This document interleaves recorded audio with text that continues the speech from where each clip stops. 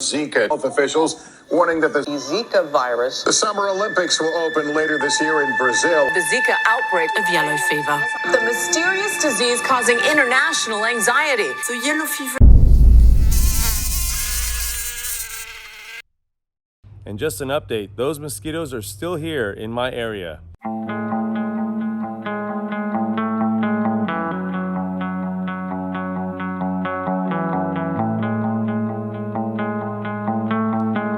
I just got an email back from the Fresno Mosquito and Vector Control District. Let me just read a little bit of it. Due to social distancing restrictions and reduced staff, we are requesting that all residents perform self-inspection using the information we provide. This email is explaining that after I do my self-help inspections and processes to eliminate the mosquitoes myself, that I should see improvement in 2 weeks. If there's no improvements, you could check back with them to make an appointment. Wait times may be longer than normal.